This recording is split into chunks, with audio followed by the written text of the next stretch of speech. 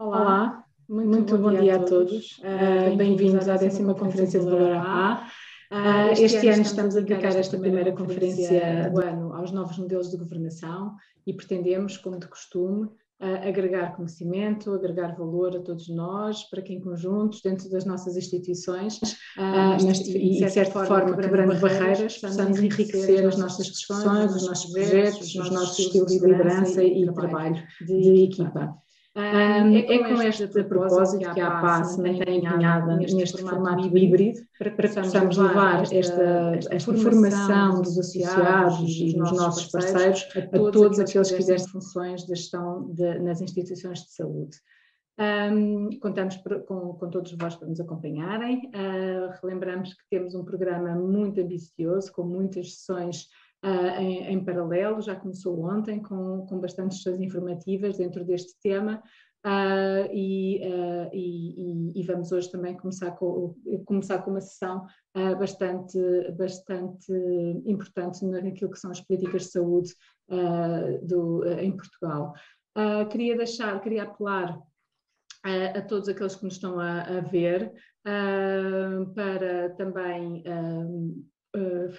colocarem as vossas questões à medida que vamos falando, à medida que forem apresentadas que for apresentada esta sessão, coloquem as vossas questões e eu vou fazendo a moderação e vamos depois, no final da apresentação, fazer uma discussão conjunta com todos os intervenientes. Portanto, será sempre mais rica quanto mais questões também nos colocarem. Queria também ainda convidar-vos a passar pelo nosso canal do YouTube. É uma aposta desta associação, para que fiquem registados e possam ser consultados os contributos que nós vamos construindo para a gestão da saúde nacional e internacionalmente. Vamos então começar esta sessão. Esta sessão é a sessão sobre a medicina personalizada, como financiar. Vai ser apresentada uma proposta para um modelo de financiamento de terapias celulares. Este é um trabalho bastante exaustivo, conduzido pela equipa de consultores da UI e que será apresentado pelo Miguel Amado. Este trabalho enquadra-se na agenda estratégica para o futuro da medicina de precisão, uma estratégia que a APA, em conjunto com a Ordem dos Médicos, tem vindo a trabalhar e a defender já desde 2018, e temos bastantes contributos nesta área e que estão também presentes no nosso site e lá está no canal do YouTube. Portanto, convido a todos para se inteirarem e contribuírem também com conhecimento e com as vossas opiniões. Portanto, vamos falar sobre esta secção de toda esta estratégia da medicina de precisão e quero então começar por apresentar o nosso orador de hoje, o Miguel Amado, que lidera atualmente os setores de Health, Science, Wellness e Government and Public Sector na UI. O Miguel está dedicado a grandes programas de transformação, sobretudo no setor público e no setor da saúde, e é responsável e também um apaixonado pela transformação digital e pela promoção de colaboração. E é concretamente sobre esta promoção da colaboração que nós hoje vamos apresentar, hoje vai ser apresentado este contributo. Como eu já tinha referido, no final vamos fazer então essa mesa redonda de discussão sobre este modelo proposto e vamos precisar das vossas contribuições. Portanto, por favor, não deixem de o fazer no chat para que eu possa depois colocar aos nossos oradores e participantes da mesa redonda. Miguel, já falei demais, portanto, passo-lhe a palavra para a apresentação deste contributo que esperemos que seja efetivamente um passo para a frente nesta gestão da medicina personalizada em Portugal. Obrigada. Catarina, muito obrigado. Bom dia a todos. É um prazer enorme estar aqui convosco nestas conferências de valor e também poder falar de um tema que de facto está na ordem do dia e está muito alinhado com aquilo que tem sido o progresso no mundo da saúde, na medicina. E se calhar fazer aqui só duas notas introdutórias, uma pegando naquilo que disse, que foi um trabalho exaustivo e de facto foi um projeto piloto muito interessante, mas foi apenas coordenado e naturalmente houve aqui muito trabalho feito pela UI, mas também, sobretudo, no apoio à recolha de um conjunto muito alargado de pontos de vista e de opiniões que eu acho que é, de facto, aquilo que é a mais-valia deste trabalho. Segundo, aquilo também que disse, que se enquadra num bigger picture, num quadro mais abrangente, que é exatamente a estratégia para a medicina de precisão. E é um tema que eu acho que cada vez mais está na ordem do dia. Representa uma abordagem inovadora, seja na prevenção como no tratamento da doença, e leva em conta um conjunto de variáveis que começam a estar cada vez mais presentes no nosso dia-a-dia.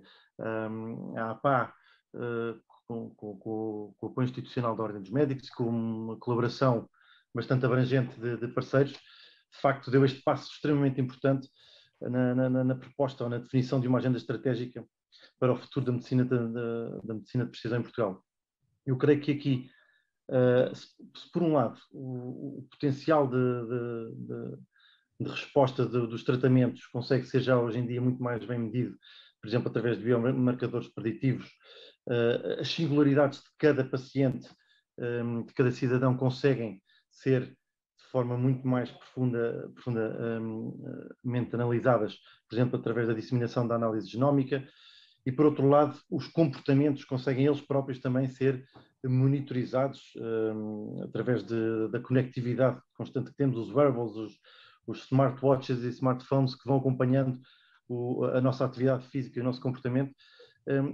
Eu creio que tudo isto, no fundo, acaba por representar uma digitalização da essência médica de cada cidadão. E eu acho que este é talvez o ponto de partida para todas as análises que serão feitas. Eu vou então passar a projetar os resultados do estudo e partilhar um pouco também de onde é que partiu, como é que foi construído também este conjunto de resultados. O tema é extenso e abrangente, espero conseguir ter alguma capacidade de síntese, mas também, Catarina, creio que depois teremos aqui espaços de abertura para questões e para podermos, enfim, encetar um debate. Como tinha referido, o projeto de modelos de financiamento de terapias celulares inovadoras surge na iniciativa mais abrangente da agenda estratégica para o futuro da medicina de precisão em Portugal. Este projeto, em particular, seguiu uma metodologia razoavelmente simples, mas que envolveu bastante desk research, tentar perceber casos práticos que existem já noutros países, portanto, tentar perceber o que é que já foi feito. Focámos muito nas CAR-T e nos respectivos modelos de financiamento. Depois fizemos um conjunto de entrevistas alargado, um conjunto de entrevistas a stakeholders e estruturas hospitalares. Tivemos envolvidos médicos hematologistas, diretores financeiros de centros de referência, responsáveis de farmácias hospitalares, diretores financeiros, inclusive membros de conselhos de administração de centros de referência. Portanto, foi claramente aqui um painel alargado para tentar recolher o máximo possível, o maior número e a maior diversidade de pontos de vista possível. Essas entrevistas foram seguidas depois de um workshop com um conjunto ainda mais abrangente de stakeholders, mas que permitiu debater estes temas e tentar chegar a um consenso. Esse consenso não foi obtido de imediato, tal foi a intensidade e o interesse e a complexidade também do tema, que foi necessário uma segunda interação com um maior detalhe das perguntas que estavam em cima da mesa, e acabou-se por chegar àquilo que iremos apresentar em termos de resultados, num consenso generalizado. No entanto, acho que ficou patente que é um tema que carece e deverá ser alvo de uma contínua observação, monitorização, debate e ajuste também às próprias soluções que forem vindo a ser sugeridas. Este estudo acabou por incidir sobretudo nas células CAR-T, sobretudo porque é um dos tratamentos não só mais inovadores e complexos que existe atualmente no mercado, mas também porque tem tido bons resultados em ensaios clínicos. E tem sido também aquele que está mais disseminado a nível europeu e mundial, e que também nos permitiria e nos permitiu levar a cabo uma análise do que é que tem sido feito, um benchmark do que é que tem sido feito pelos outros países.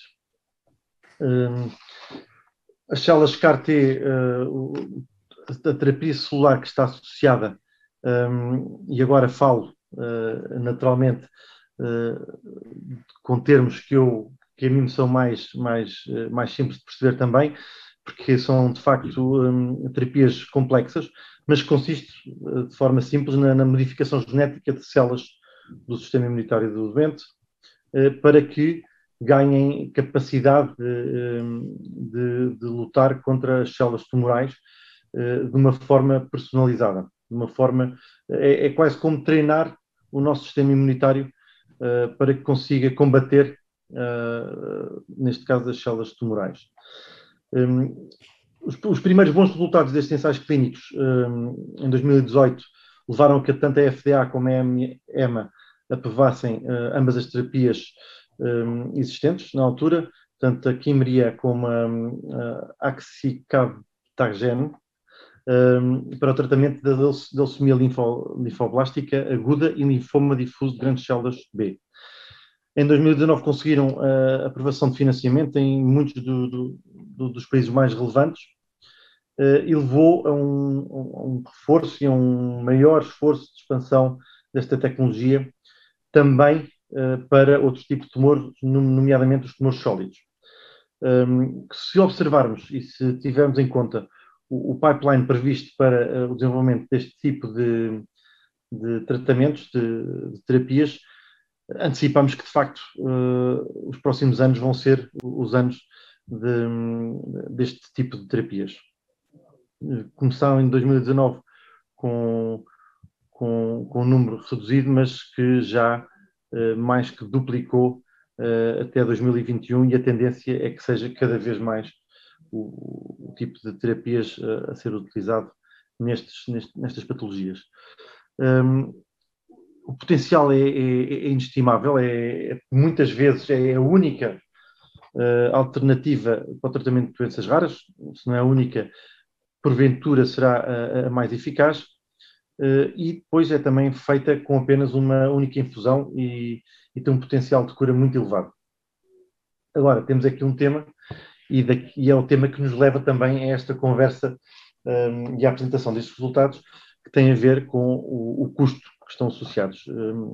Naturalmente, quando falamos de tratamentos de patologias de forma one size fits all, portanto, tratar a doença e não o paciente, os custos podem ser naturalmente otimizados. Quando estamos a falar de tratar especificamente de uma patologia num paciente, os custos são sempre bastante elevados e podem, naturalmente, por esse facto mesmo, pôr em causa toda a capacidade dos diversos sistemas de saúde de a utilizarem, e a própria sustentabilidade destas mesmas terapias.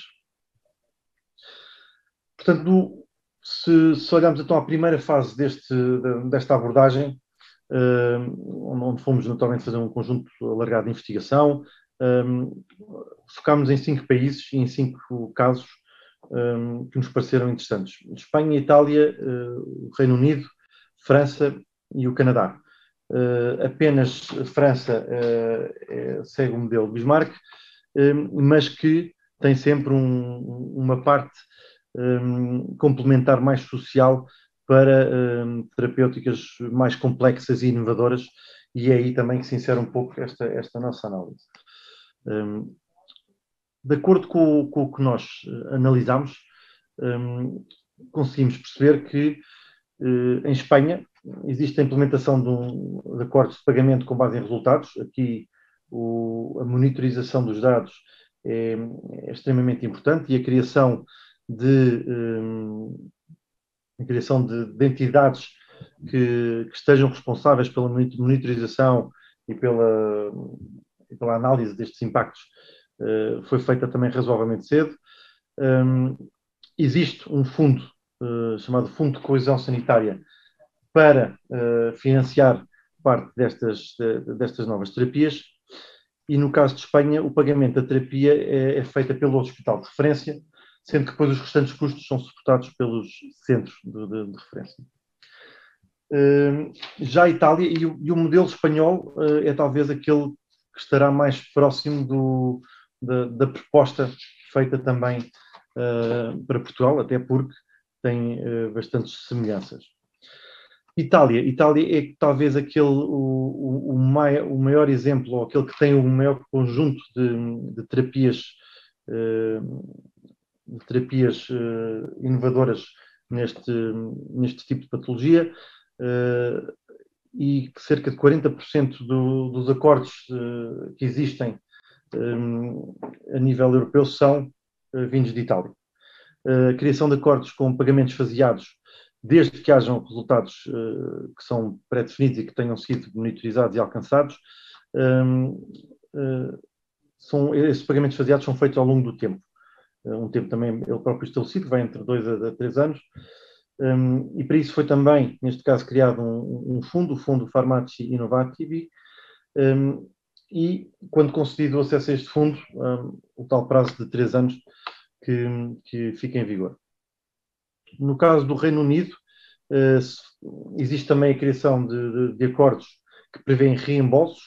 Esses reembolsos são sempre também, mais uma vez, condicionados à recolha de evidências, e evidências não só clínicas, mas também evidências adicionais ligadas a questões económicas e de sustentabilidade do próprio sistema. Estas terapias inovadoras no campo da oncologia podem também ser financiadas por um fundo específico, um fundo que foi criado especificamente para este propósito, o Cancer Drug Fund, e que estará disponível durante um período médio de 2 anos. Em França, existe também a criação de acordos com reembolsos, naturalmente condicionados mais uma vez à recolha de evidências, e existe uma plataforma específica para registro e monitorização de dados associados às CAR-T, que é de facto um fator diferenciador e é um avanço que poderá e deverá ser um exemplo a seguir em França.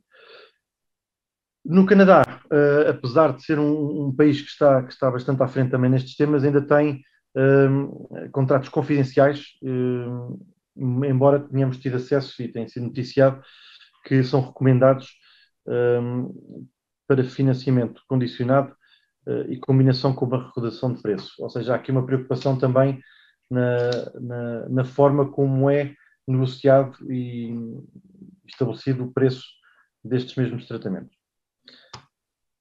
Depois, com base nestes dados, e que são dados que estão mais detalhados e depois poderão ser partilhados, mas foi naturalmente levado a cabo o tal conjunto de entrevistas e o workshop para tentar instanciar um pouco o que eram os principais desafios e oportunidades para as CAR-T em Portugal. E aqui, de uma forma já muito orientada ao que é a realidade nacional,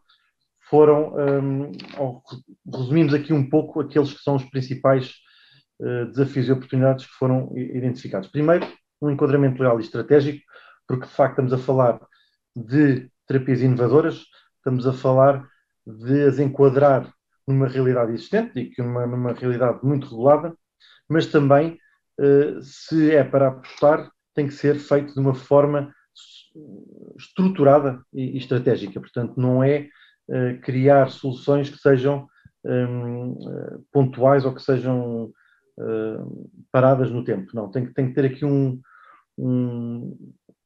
perspectiva de futuro.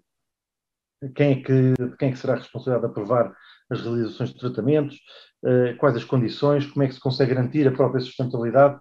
Enfim, há que enquadrar isto numa perspectiva estratégica. Depois temos o processo de referenciação e os próprios centros de referência. Em termos de processos, naturalmente, terão que haver aqui ajustes. O próprio processo de referenciação terá que ser ajustado a estas novas, não só patologias, mas sobretudo às próprias formas e estas terapêuticas inovadoras, terapêuticas inovadoras, e os próprios centros de referência que terão que ser alargados. Ficou patente nas conversas e no workshop que há aqui alguma falta de capacidade e a necessidade de extensão de pelo menos para 4 centros de referência ligados a estas terapêuticas inovadoras. Depois, as questões financeiras, e aqui há de facto um conjunto de temas mais alargado. De onde é que vêm os fundos? Qual a origem dos fundos? E aqui nunca nos esquecermos de um dos princípios subjacentes a toda esta temática, que tem a ver também com o garantir o acesso e a paridade, a equidade no acesso dos doentes aos cuidados de saúde que necessitam. Portanto, a origem dos fundos terá que ser alinhado com o que é hoje em dia e o modelo também que é seguido em Portugal, e virá do Orçamento do Estado. Naturalmente que poderão haver outros tipos de financiamentos, eu creio que terá que se trabalhar nesse sentido, mas há uma coisa que é clara, que venha de onde vier os fundos, a sua gestão e a sua supervisão terá que ser obrigatoriamente pública. Não poderá ser privada. Tem que ser transparente e depois, naturalmente, tem que naturalmente estar orientada a estes princípios que referi. A alocação dos custos dos tratamentos, neste momento, apesar de haver já alguns passos dados, ainda não existe um financiamento compreensivo, com um preço compreensivo que abranja todo o custo associado a este tipo de tratamentos, até porque a sua logística, e já vou referir um pouco mais, ou dar mais detalhes sobre isso, é uma logística complexa e nova. E os modelos de alocação dos fundos para estas terapias celulares inovadoras, que naturalmente têm que estar também alinhados a contratos e a formas de veicular o dinheiro que sejam diferenciadores. E vamos ver um pouco isso também nas sugestões à solução que aqui, ou à proposta de solução que aqui vamos detalhar. Acho que poderá passar por, e vamos ver isso, por uma linha específica de financiamento, mais uma vez instanciada no sistema existente, financiada por Orçamento Geral do Estado ou algumas doações, mas depois gerida provavelmente pela ACSS, que é quem financia, quem veicula os fundos. Depois, a responsabilidade na alocação dos fundos aos doentes. Isto é um tema que é, de facto, também ele novo, porque uma coisa é gerir e ter responsabilidade sobre o tratamento de uma doença, onde esta equidade é garantida, mas quando estamos a falar de alocação de fundos a doentes específicos e a tratamentos de uma patologia específica num doente específico, essa responsabilidade tem que ser muito bem detalhada e tem que ficar muito transparente de como é que vai ser e quem é que vai ter essa responsabilidade, e também lá iremos mais daqui a pouco. Finalmente, mecanismos de pagamento e contratos inovadores, a forma de pagar o tratamento não só pelos custos envolvidos, mas também pelo resultado, e haver aqui uma divisão do risco associado a terapêuticas que são inovadoras, onde ainda não há uma garantia de resultado final. E aqui tem que se, e foi amplamente debatido, que estes contratos inovadores com risco partilhado, e que são naturalmente baseados em resultados, mas não podem ser só baseados em resultados de sobrevivência global, ou seja, só se há sobrevivência ou não à patologia identificada. Há um conjunto de outros resultados que têm que ser monitorizados e medidos, como a própria questão económica, o nível de poupanças que também traz este tipo de terapêuticas, a qualidade de vida do doente e também uma sobrevivência livre de progressão. Tudo isto nos leva e levou também a outro tema que eu acho que está na ordem do dia e é um tema que cada vez mais faz parte de uma gestão de um Sistema Nacional de Saúde moderno, que é a gestão e utilização de informação. Tudo isto requer muita informação, requer muitos dados que têm que ser reportados pelo hospital. Se queremos ter os contratos inovadores com base em resultados, temos que ter dados para poder exatamente monitorizar esses resultados. Tem que ser montado, estes processos têm que ser montados de uma ponta à outra. Portanto, os dados têm que fluir do princípio até ao fim. E, finalmente, planear o futuro. Como falei há pouco, no início, e talvez acabar com essa nota nestes desafios e oportunidades, tem que haver seguimento e tem que se planear o futuro, tem que se perceber como é que estas terapêuticas inovadoras são encaixadas no atual modelo, no atual SNS, e têm que ser enquadradas não só numa perspectiva nacional, mas eu acho que até numa perspectiva europeia e mundial, porque os dados que vão sendo obtidos destas várias terapêuticas são dados que podem ser utilizados em várias situações. Em Portugal, e apesar das condições gerais dos contratos existentes para as KT já estejam definidos e estejam até a ser utilizados através de acordos de partilha de risco entre o Infarmed e os titulares AIM, não há nenhuma definição clara ao nível dos contratos de programas, nem há uma instanciação prática de como é que isto tudo funciona, lá está, do princípio até ao fim. E enquanto não for definido um modelo de financiamento que esclareça exatamente como é que elas vão ser pagas aos hospitais e aos centros de referência, como é que se vai buscar valores aos orçamentos, e como é que se ajustam os contratos de programas, como é que se faz com que estes valores não vão ser retirados de outros GDHs e que sejam previstos logo originalmente na definição dos contratos de programas. Enquanto não houver esta definição e estruturação do princípio até ao fim, vai ser difícil conseguirmos perceber e identificar quais é que são de facto os grandes constrangimentos em termos de financiamento. E só para termos uma ideia, uma pequena representação gráfica do que é o fluxo do doente e o fluxo do financiamento, neste caso específico das células CAR-T. Há naturalmente a referenciação, a avaliação e seleção dos doentes nos centros de referência. Tipicamente são consultas que são financiadas por ato médico. Portanto, aqui é onde se identifica quais os pacientes que terão que fazer depois o resto do processo. Começa com uma recolha das células T do próprio doente. São feitos, é um procedimento laboratorial também financiado por ato.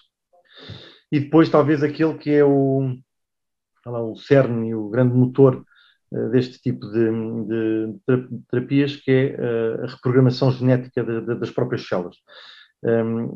E aqui há, naturalmente, o custo de todo este processo, aquilo que falámos logo no início, o treino destas células para conseguirem combater os tumores. Este custo atualmente é suportado pelo centro de referência e há aqui um outro custo que está associado naturalmente a toda a logística que está por trás para levar as células recolhidas para os centros onde se faz a reprogramação, depois o regresso para onde o paciente, o doente, irá receber essas células, portanto, onde se vai fazer a infusão das células no doente, e o acompanhamento pós-tratamento e recobro. E aqui, tipicamente, o custo associado são os custos de internamento, dos cuidados intensivos, o hospital de dia, e que são tipicamente também financiados, seja por GDH, seja por ato médico. Portanto, como vemos, temos aqui uma cadeia de valor e uma cadeia logística também associada, razoavelmente abrangente, complexa, e que implica, neste momento, financiamentos de várias ordens. E depois, para além destes custos, naturalmente, que têm que também ser considerados custos associados às deslocações, alojamentos e acompanhamento durante o processo, pois, como vimos ainda há pouco, só existem neste momento 3 centros de referência para estas terapias e, portanto, há claramente ainda muita necessidade de deslocação de doentes. Neste sentido, e já olhando àquilo que poderá ser uma proposta de solução, é proposto que se crie, em primeiro lugar, um contrato de avaliação prévia. Portanto, foi denominado CAP, um contrato provisório, antes que a terapia seja incluída no contrato de programa. Portanto, acho que é extremamente importante e é cada vez mais crítico neste tipo de terapias recolher dados, sejam eles clínicos, sejam eles económicos, para que se consiga dimensionar, para que se consiga criar aqui evidência de que, de facto, estas terapias vão dar resultado. E este CAP, este contrato de avaliação prévia, visa exatamente isso. Visa conseguir centralizar e recolher todos estes dados. Este CAP depois será naturalmente utilizado pelo Serviço Nacional de Saúde e deverá também ser utilizado pelo Infarmed em negociações subsequentes de novos CAPs, novos contratos de avaliação prévia. Mais uma vez, estes também terão que ser sujeitos à recolha de evidências, não só clínicas, mas também económicas, e depois ser utilizadas também pela ACSS na definição dos contratos de programa. Portanto, há aqui esta fase anterior que se materializa neste contrato de avaliação prévia para reunir mais informação e criar de uma forma economicamente mais viável evidência de que a terapia é ou não é, tem ou não tem resultados, ou pelo menos os resultados desejados. Portanto, há aqui, em termos de processo, uma autorização de introdução no mercado, o processo de avaliação prévia, o tal CAP provisório, que é assinado entre o titular, a AIM e o Infarmed, e aqui surge a primeira sugestão, de facto, mais disruptiva, que é o CNIT. O CNIT é um centro, um Comitê Nacional de Inovação terapêutica. Muito obrigado. Exatamente, que será um comitê que terá que ter uma representatividade grande. Aqui, naturalmente, as entidades tipicamente a serem consideradas o Ministério da Saúde, Infarmed, a CSS e a SPMS, mas também associações de doentes que terão que ser identificadas. E, eventualmente, também representantes da indústria. Mas aqui tem que se garantir que é uma comissão que está a olhar de fora, de forma isenta, porque vão ser eles que vão monitorizar a utilização destas terapias inovadoras e, naturalmente, terão que ser eles que depois vão ter que dar aqui alguma opinião isenta sobre o caminho a dar e baseada nos resultados. Depois tem que se definir métricas, quais as métricas a monitorizar, e depois o CNIT dá acesso ao FIT, que financia a terapia. O FIT é a segunda grande proposta e existe exatamente ainda nesta fase preliminar, onde a terapia ainda não está incluída, não está no contrato de programa e, portanto, no circuito standard do financiamento da saúde no Sistema Nacional de Saúde.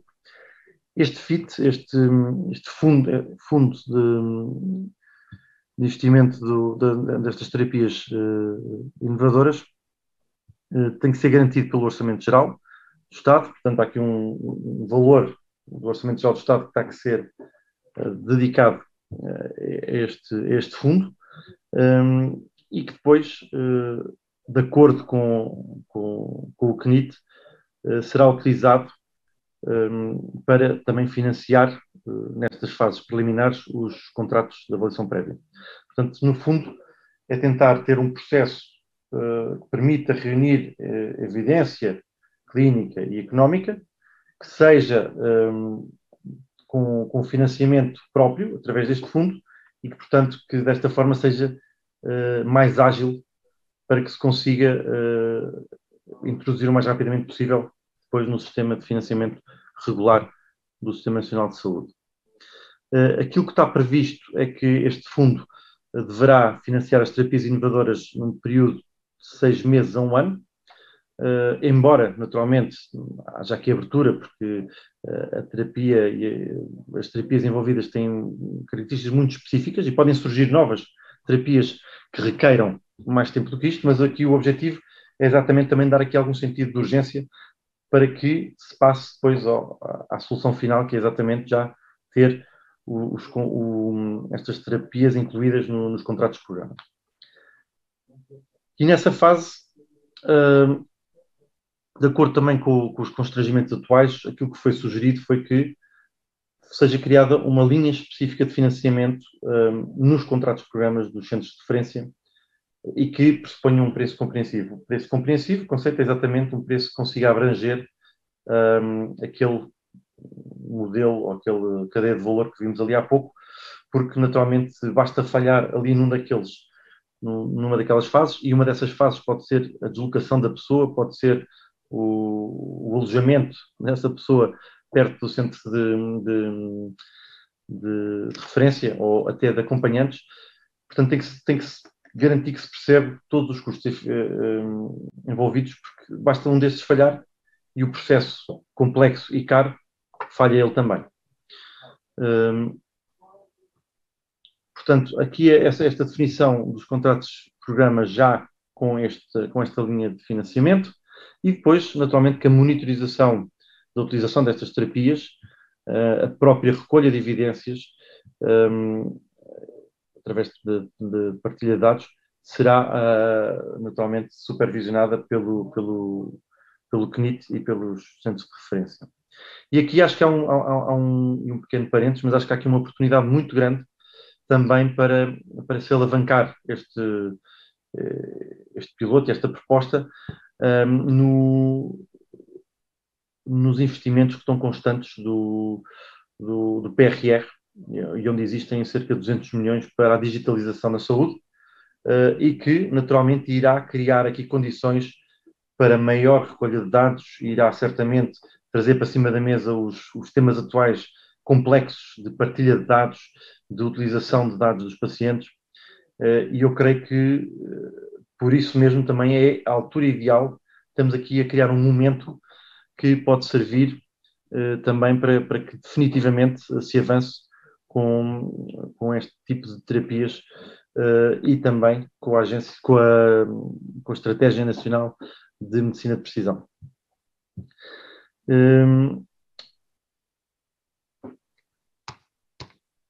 Relativamente à proposta, naturalmente que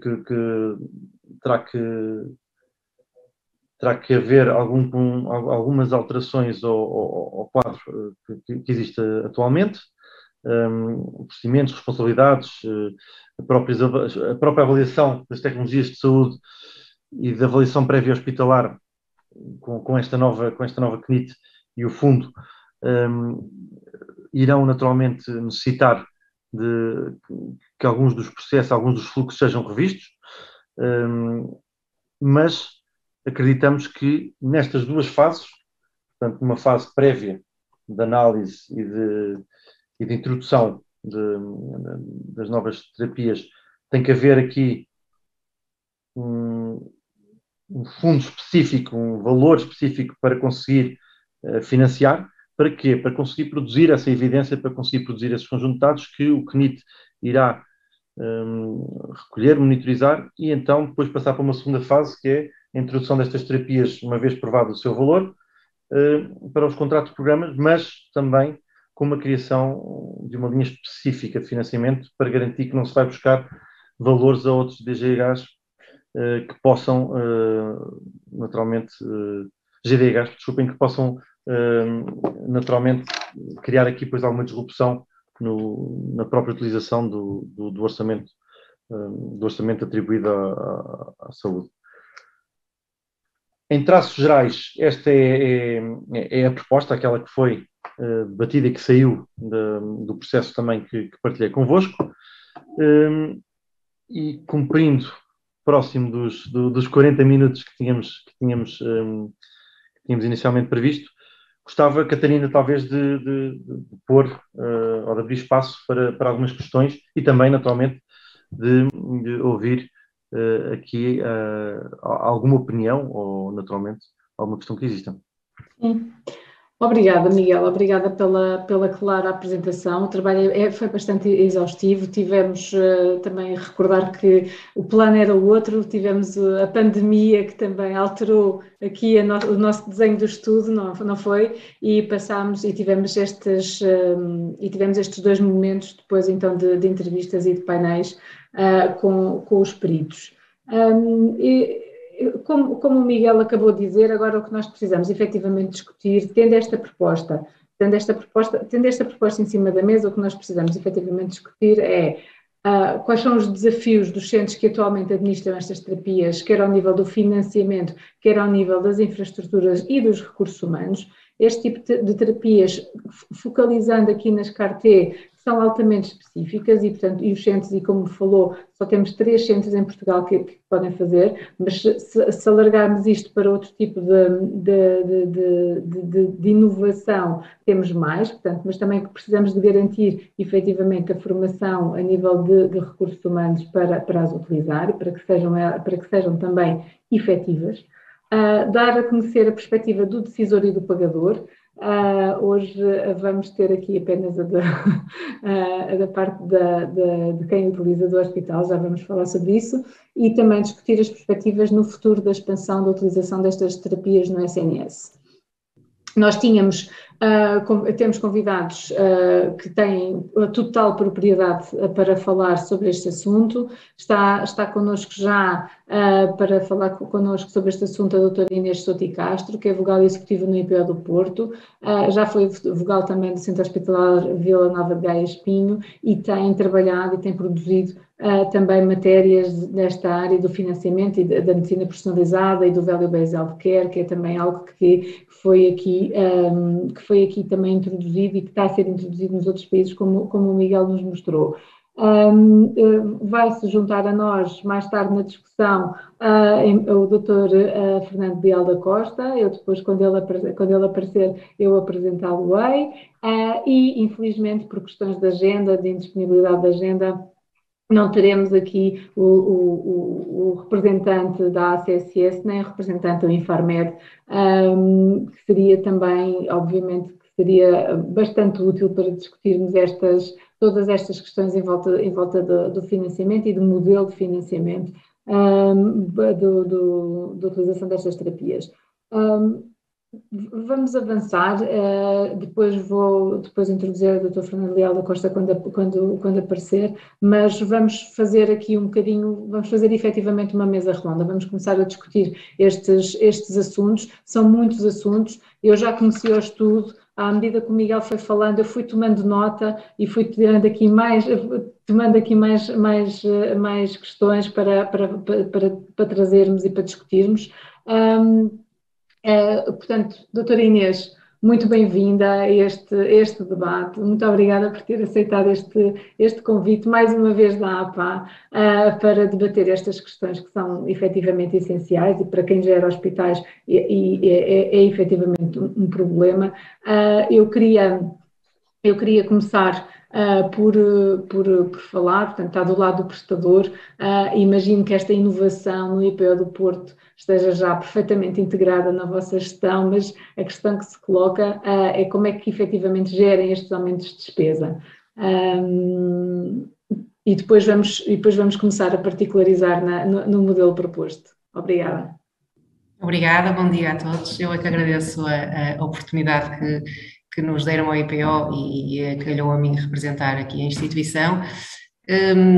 Eu, em primeiro lugar, gostaria de dar os parabéns pelo trabalho desenvolvido. Está um trabalho muito abrangente, que teve o cuidado de envolver os profissionais e as instituições neste tipo de tratamentos, que isso é fundamental para conseguir perceber o que se faz efetivamente no terreno e quais são as necessidades das instituições e dos doentes em si, em concreto, que é aqui que estamos a falar do tratamento dos doentes.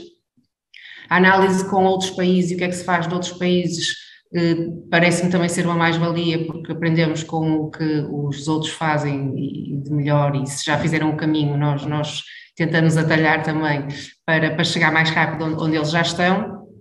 E se me permitem, queria salientar aqui a visão clara que deixou que é necessário termos uma estratégia a adotar com uma perspectiva de futuro para que tenha sustentabilidade deste tipo de terapêuticas e que elas possam ser integradas e adaptadas e adotadas pelas instituições de uma forma sustentada e que permita a equidade, como já foi aqui referido, do acesso dos doentes a estas terapêuticas, que são muitas das vezes a única solução ou a última solução que estes doentes têm para a sua cura, para o seu tratamento.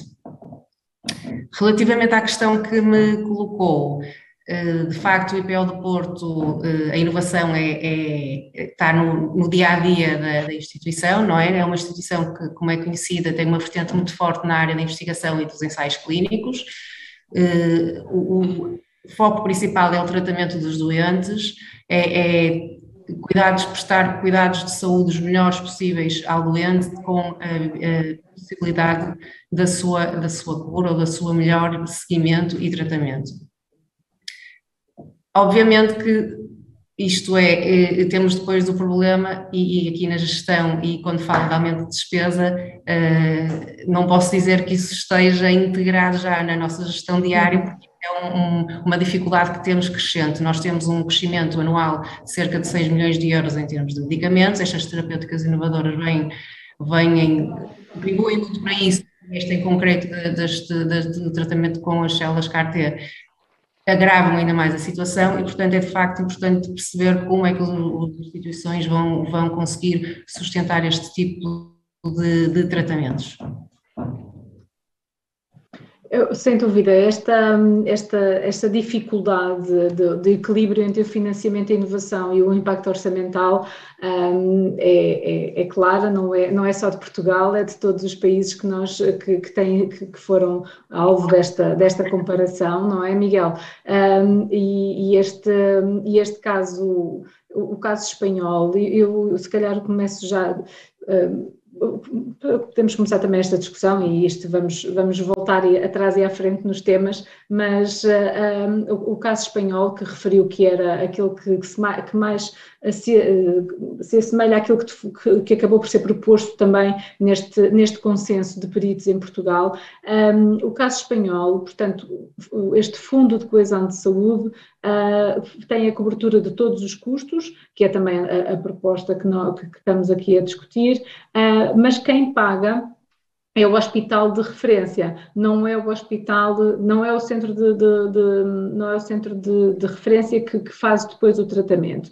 E isto é à semelhança daquilo que já acontece nos doentes oncológicos em Espanha, portanto, são referenciados, podem integrar centros de referência mais capazes de excelência, mas o pagamento integral do doente e deste tratamento remete sempre ao hospital que referencia o doente. Aqui em Portugal não temos este modelo e não faz parte desta proposta. Não sei se...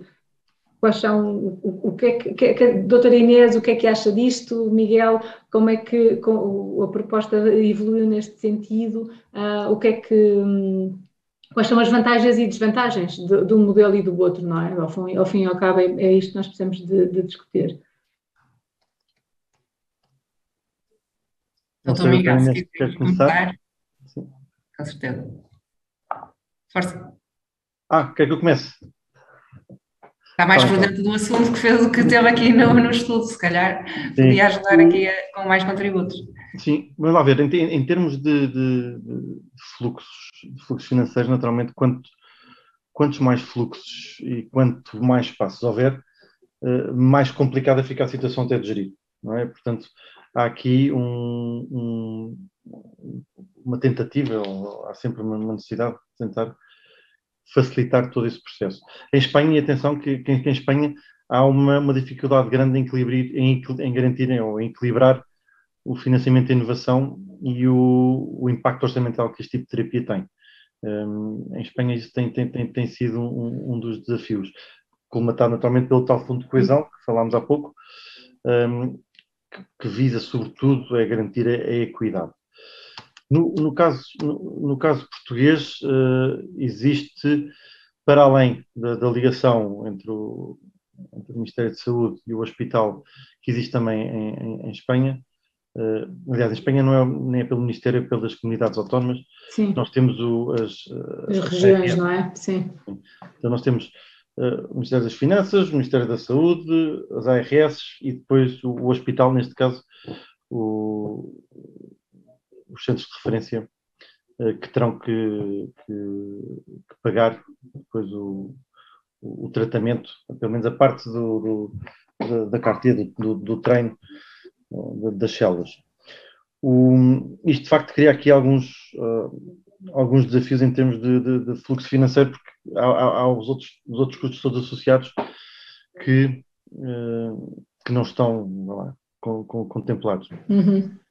Existe depois também o fluxo inverso, que é o hospital paga, mas depois também recebe o retorno, o acerto de contas com base nos resultados. Ok? Portanto, há aí depois também um balanceamento. Agora, em termos operacionais, eu acho que neste momento o grande desafio é o facto do dinheiro não vir de um centro específico para este género de terapias. É retirado do orçamento geral, portanto é retirado retira dinheiro de outros GDHs, e eu creio que esse é provavelmente aquele grande constrangimento atual, não é? Até porque não há nenhum incentivo para a sua utilização.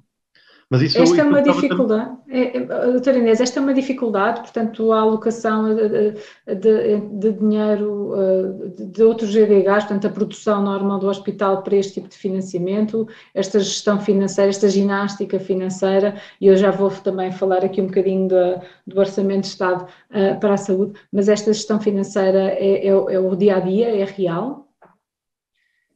Nós, em termos práticos, nós não redistribuímos verbas entre uns GDHs ou outros, não é? Nós temos um contrato de programa na sua totalidade, somos financiados pelos atos ou preços compreensivos pelos atos que realizamos ou por patologias que tratamos, nomeadamente patologia oncológica na área dos IPOs, recebemos o preço compreensivo pelo tratamento no primeiro ano, um valor, segundo ano, outro, e existem outras patologias nos hospitais não oncológicas também que são pagas desta forma, e portanto aqui não temos propriamente que escolher que GDHs é que nós vamos receber ou que nos vão ser financiados. No limite, o que acontece é que uma parte da nossa atividade fica por financiar. Basicamente, o nosso contrato de programa não cobre os custos que temos com a atividade que desenvolvemos na instituição.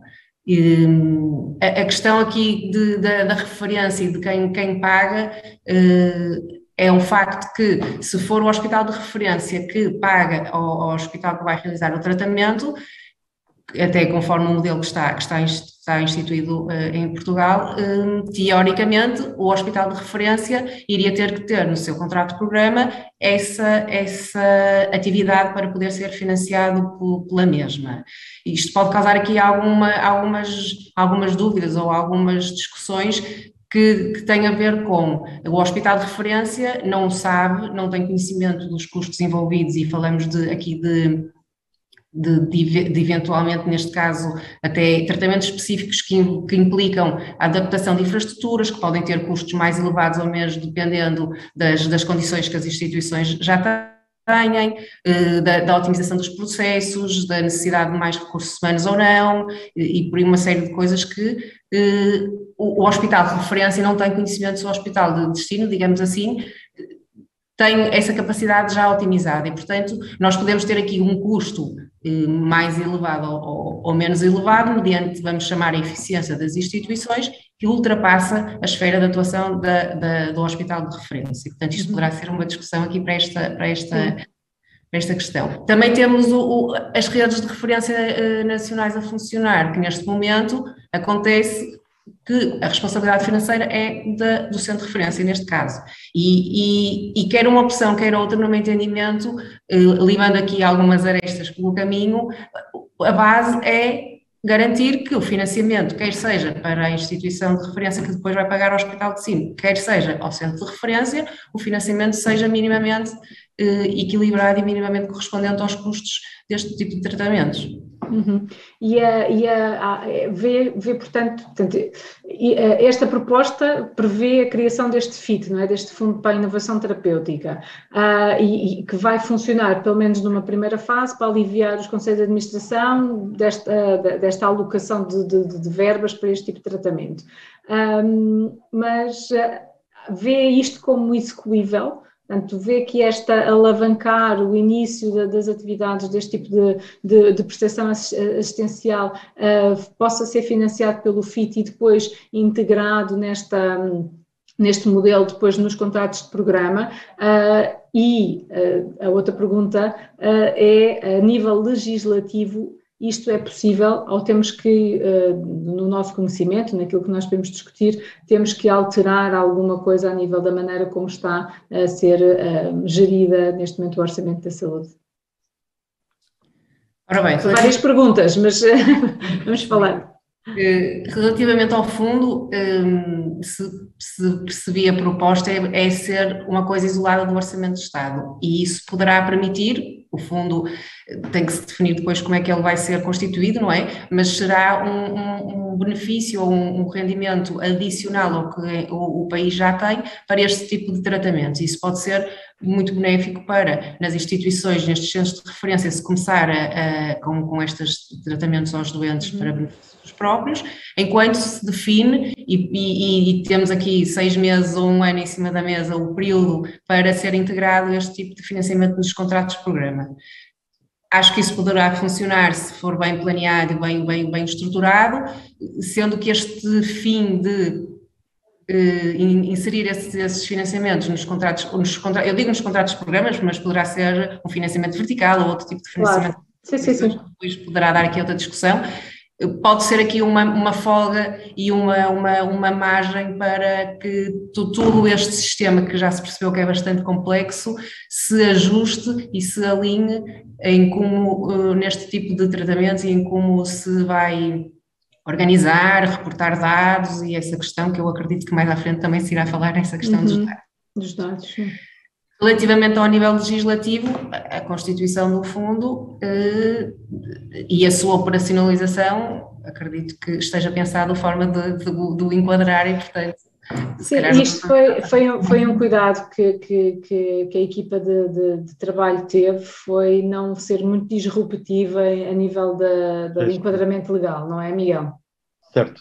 Sim, não, aliás, vamos lá ver as sugestões foram todas no sentido de se poder aplicar com o quadro existente. Naturalmente que terão que haver ajustes, como a doutora Inês Castro estava a dizer, para utilizar fundos e para financiar fundos terá que haver aqui alguma regulamentação adicional. Não creio que seja necessário alterar a existente. Legislativa. Sim, não é necessário alterar a existente.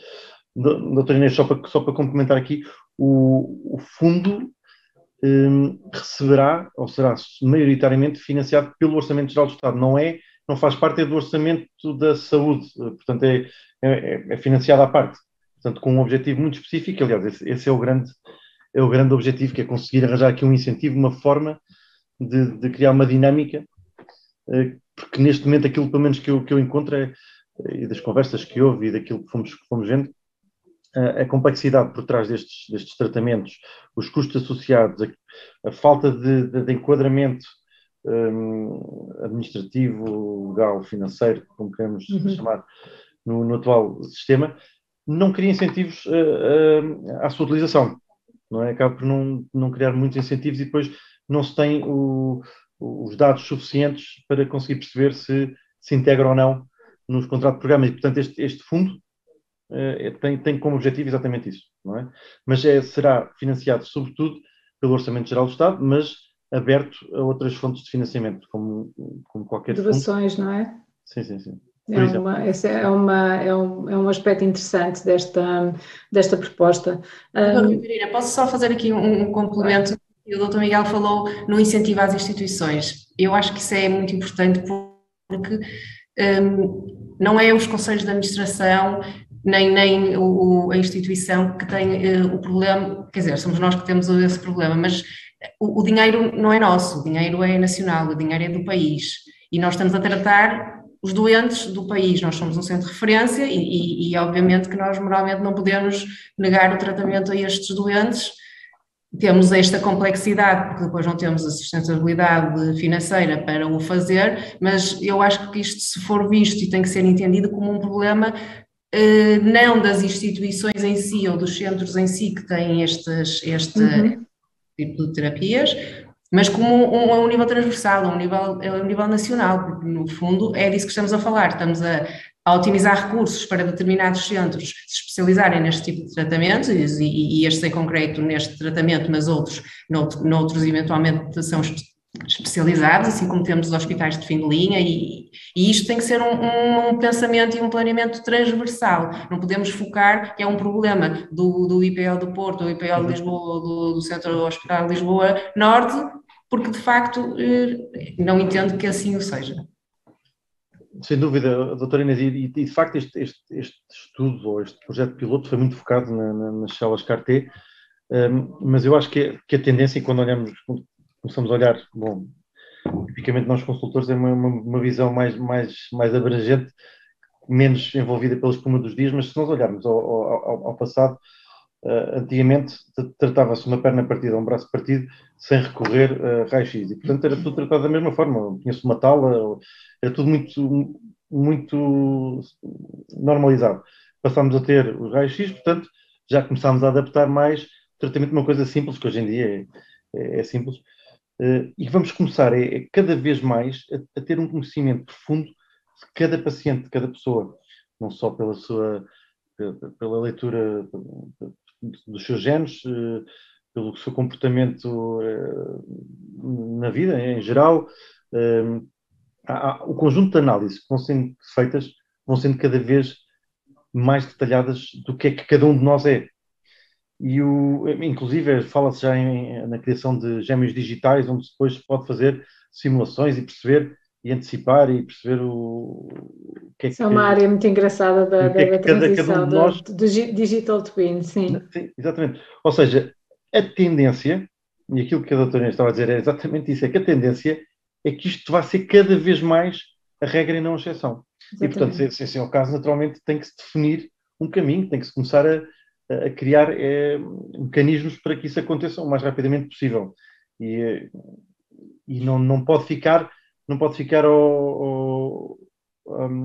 à decisão só da boa vontade da administração, como estava a dizer. Eu acho que isto tem que ser e tem que ser mais até do que nacional, isto tem que ser já quase um panorama europeu e mundial. Europeu, exato. Então deixem-me só então introduzir aqui duas questões. Uma, e a APA tem estado também presente neste tipo de discussões, como já viram, provavelmente o Orçamento do Estado já é assumido que teremos pelo menos 1,1 mil milhões de euros de déficit e que parte deste refere-se ao impacto do aumento do gasto na aquisição de bens, que reflete nomeadamente o acesso dos utentes à inovação terapêutica. Portanto, isto está assumido no Orçamento de Estado. Para além disso, aliás, faz parte das intenções aliar a inovação terapêutica, promovendo a sustentabilidade e aqui equilibrando com o quê? Com a aquisição, aquilo que o Miguel também já falou no início, de medidas de promoção da utilização de medicamentos genéricos e biosimilares. Portanto, equilibrar um bocadinho, traduzir para aqui um bocadinho de eficiência da utilização do dinheiro. Portanto, estas são as linhas que estão. Já temos um déficit à partida para a utilização de inovações terapêuticas já justificado no orçamento da saúde. E aqui, e agora vamos falar um bocadinho da questão da eficiência, da utilização eficiente.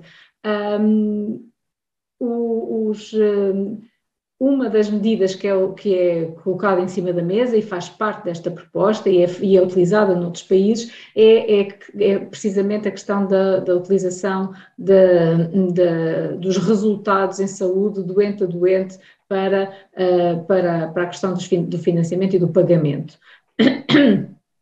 E isto representa, e eu não quero utilizar o tempo todo, mas isto representa ponto número 1, estamos preparados para isto? Temos maneiras de sistematizar isto? Ponto número 2, isto representa uma capacitação, portanto nós vamos ter que desenvolver aqui o nosso CAT, não é? Para fazer o Health Technology Assessment, vai ter que determinar o valor terapêutico desta prática clínica real dos medicamentos de alto impacto, e isto é muito importante para a saúde, para gerirmos com mais eficiência e com resultados de efetividade da prática clínica estas verbas. E continuando neste raciocínio, e se calhar faz sentido a nível europeu, o índice do medicamento, do acesso ao medicamento que a APA promoveu em 2021, já falava sobre este assunto. Portanto, várias pessoas que foram também entrevistadas referiam a necessidade de intervenção a nível europeu de financiamento e de regulação deste tipo de terapias, de inovação, seja ele por contrato de aquisição, como vimos com as vacinas, seja ele pela definição de resultados para financiamento. Como é que vem esta ação cada vez mais intensiva destas equipas de avaliação de tecnologias de saúde, e se vê, e desta forma o Miguel já foi falando sobre isto, portanto a transição e a passagem disto também para nível europeu. Não sei se isto é uma discussão que podemos ter aqui, mas acho que sim, não descompromete. Eu se calhar então dou uma resposta um pouco mais redonda, mas com algumas partes concretas. Tudo aquilo que nós temos estado aqui a falar, o sucesso vai depender da forma como se recolhe as evidências, como se trata de evidências e como se consegue ligar a causa e efeito e mostrar que há valor acrescentado e mostrar que, de facto, o investimento grande que se vai fazer nestas terapias vai produzir resultados. Portanto, quantos mais dados, quantos mais casos, melhor. Portanto, eu acho que a dimensão é de facto crítica e não é por acaso que os Estados Unidos também andam à frente nestas matérias, porque de facto tem um universo muito grande de dados para analisar. Eu acho que já há algumas iniciativas em curso, já existem algumas entidades europeias, existe a European Society for Blood and Marrow Transplantation, existem, a própria União Europeia tem financiamento e tem projetos em curso e dinheiro, fundos europeus, para tratar destes temas de forma transversal europeia. Eu acho que tem que haver, muito provavelmente, aquilo que se está a definir para cada um destes países, como vimos no caso de Espanha, Itália, e a sugestão do CNIT para Portugal, se calhar haver uma entidade que agregue. Porque no final do dia, acho que toda a gente tem a ganhar com a partilha de dados e partilha de boas práticas recorrentes. Como é que se ajustam os processos para garantir que se consegue cobrir todas as despesas ou que se consegue recolher todos os dados? Quais os tipos de sistemas? Porque uma das coisas, por exemplo, que nós vimos foi que destes países todos, eu creio que apenas Portugal e já não sei qual é que têm um sistema em comum. Os outros são todos sistemas próprios e, portanto, há de facto aqui alguma reutilização que pode ser feita. Doutora Inês, os sistemas, os hospitais estão preparados para esta questão da recolha dos dados e da definição dos outcomes? Como é que estamos a esse nível?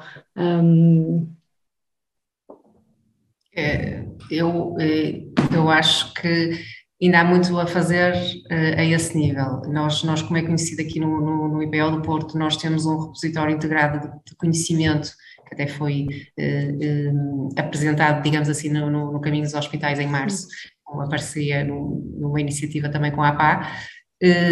que nos permitiu estruturar informação necessária, dada a necessidade de nós termos o registro oncológico dos doentes, que agora temos o registro oncológico nacional, que também é um programa que é nacional, que é importante, que é necessário e que também está a demorar o seu tempo a implementar.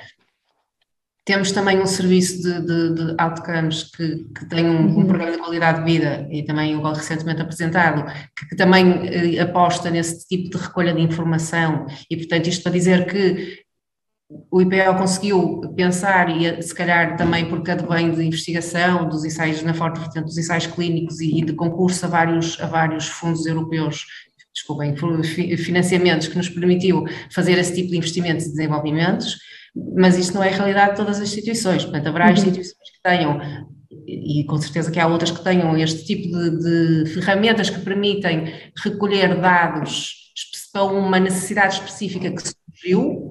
Se nós formos falar em termos de obter resultados para financiamento, nós temos que ter uma coisa estruturada e idêntica para todas as instituições. Temos que garantir que os dados são registados, são idênticos, são os mesmos, são recolhidos da mesma forma, são comparáveis e aí se calhar o PRR e os fundos na área da transformação digital poderá ajudar aqui a um nível mais interinstitucional, desenvolver plataformas nesse sentido. Acresce ainda o trabalho de campo interno das instituições em perceber onde é que a informação está, como é que ela vai ser criteriosamente obtida, dependendo do que estivermos aqui a falar, que também sabemos que é um caminho longo e que leva ao seu tempo. Sim, mas o RON já pode ser aproveitado neste sentido, Miguel? Eu diria que sim. Aliás, eu acho que o tema aqui, e a doutora Inês certamente irá lançar um olhar reprovador ou de concordância, mas eu acho que os sistemas funcionam na extensão em que são bem utilizados e neste caso a recolha de dados, não estamos a falar de recolha de dados automatizada, quer dizer, não é um sistema que vai alimentar outro. O médico tem sempre que introduzir dados e ainda é muito descritivo, tem que fazer sempre um diagnóstico, tem que depois dar uma indicação terapêutica, tem que dar causas, efeitos, ou seja, não é carregar em botões e aquilo fica tudo preenchido e fica tudo fantástico. Não, há um trabalho ainda grande por parte do médico em passar aquilo que é o conhecimento dele concreto, resultante das interações e de registros do paciente, para algo que depois possa passar para dentro do sistema. Vai haver soluções, e eu creio que já existem soluções, a utilização da voz em vez da escrita para conseguir acelerar esse processo, mas depois temos que garantir que fica tudo muito bem posto, porque senão os dados ficam errados.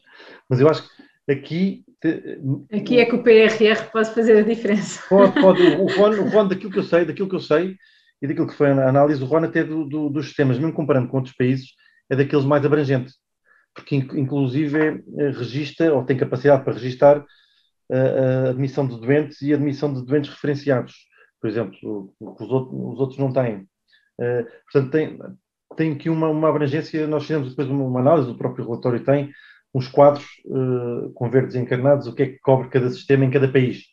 E o único que tem tudo verdes é de facto o RON. Agora, os sistemas têm que ser devidamente atualizados para ter a riqueza de dados suficiente e, mais uma vez, creio que o que está em cima da mesa enquanto sugestão vai contribuir também para que haja cada vez mais atualização e se isto for complementado com soluções que venham da digitalização na saúde, então creio que é aquilo que falava no início, o tal momentum que se está a criar aqui para que de facto esta nova forma de olhar à saúde sem precisão arranque.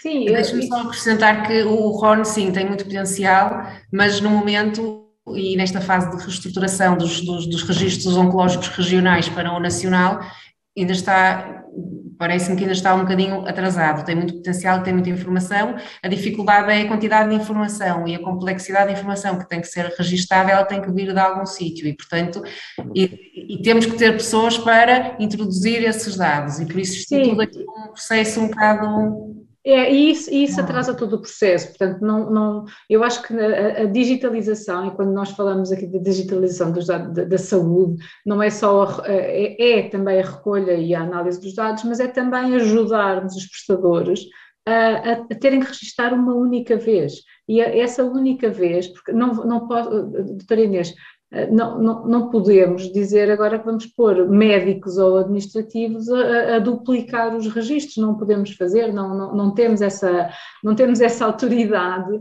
para fazer isso, já temos falta de profissionais e precisamos de os utilizar para onde eles acrescentam efetivamente valor.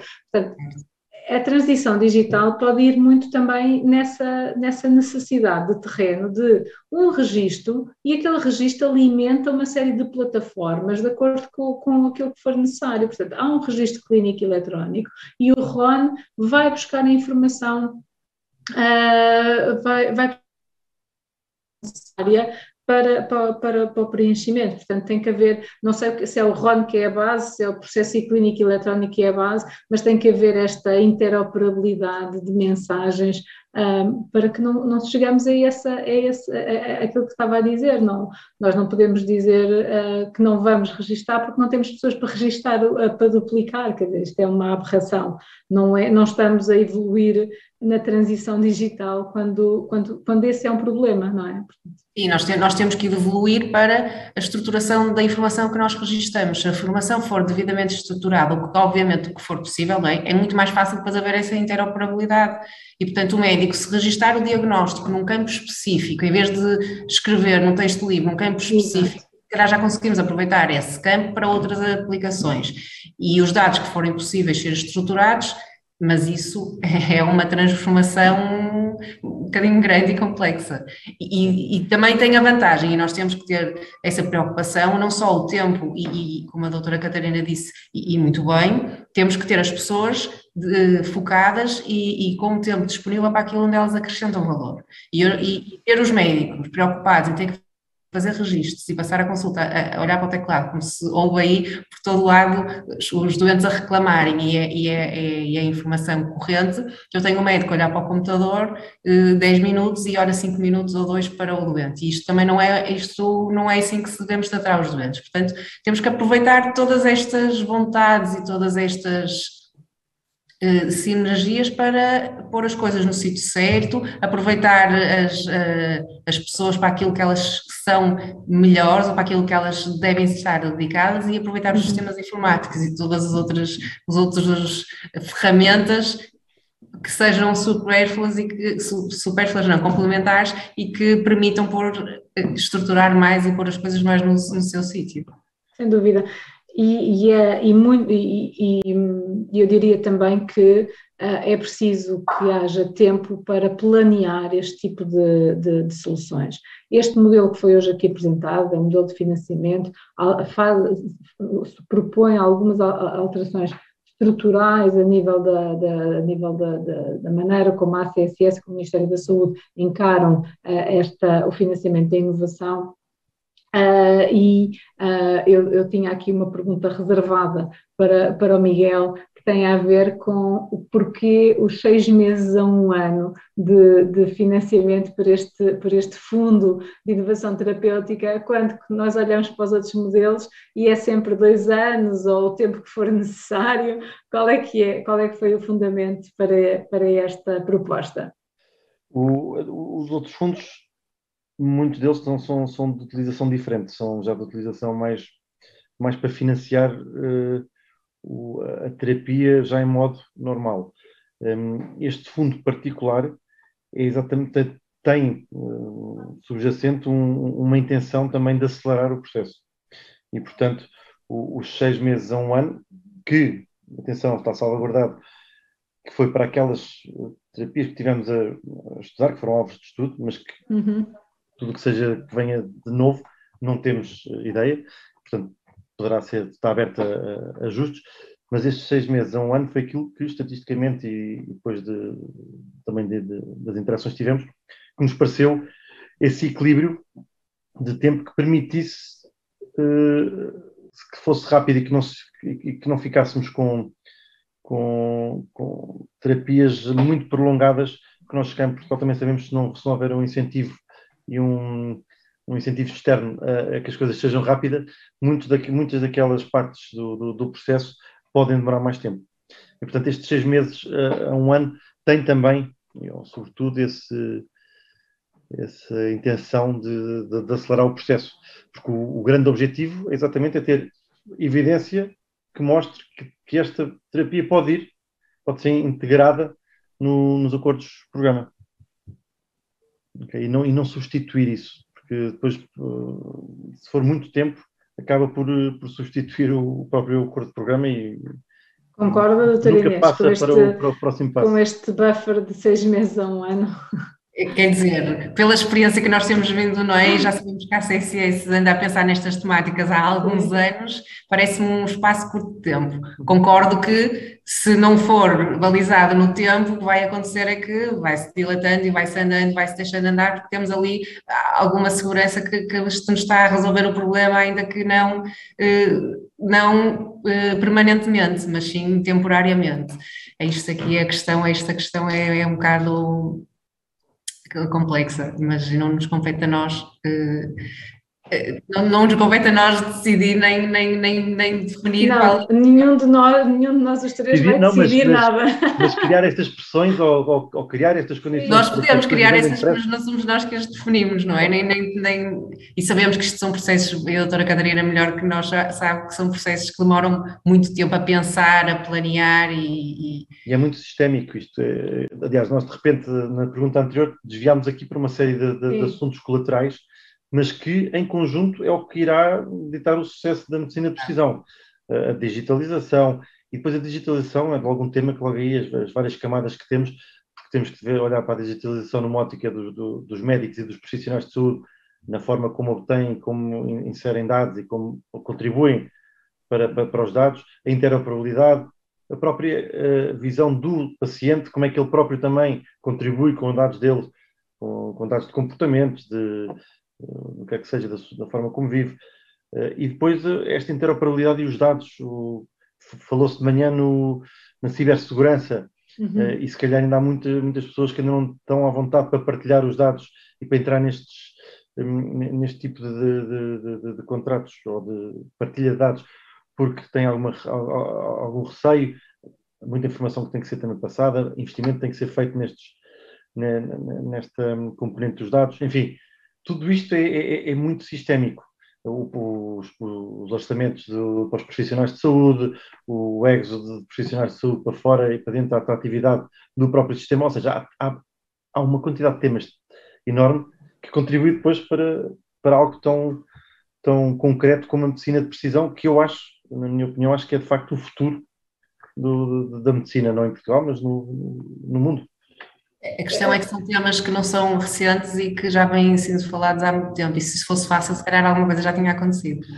Mas agora temos um tal momento, agora temos aqui algumas variáveis, porque agora não é só a vontade, junta-se também alguma capacidade, não é? E eu creio que há aqui uma convergência de fatores que nos põem num momento no tempo que eu acho que pode ser crítico, e não vou dizer que é agora ou nunca, mas acho que agora é que vai acelerar. Aliás, nós vimos nos 2 últimos anos a parte da digitalização, a transição digital acelerou o que se esperava que fosse demorar 8 anos. Portanto, pode ser que agora...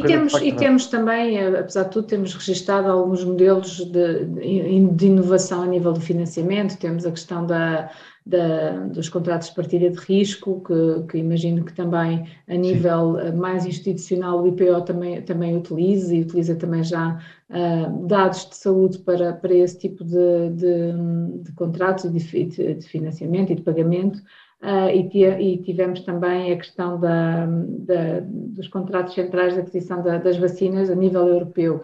Isso era, e se calhar não nas terapias solares, mas era se calhar um ponto importante para a questão da estratégia da inovação, não é? De trazer a inovação para dentro dos hospitais, haver contratos de aquisição a nível europeu, para escalar e para garantir aqui algum poder de negociação. Tivemos recentemente também a questão, aqui um bocadinho já fora do âmbito das terapias solares, mas também dentro desta questão do stress financeiro que isto causa, e que é um problema que influencia o acesso, como foi falado logo no início, não é?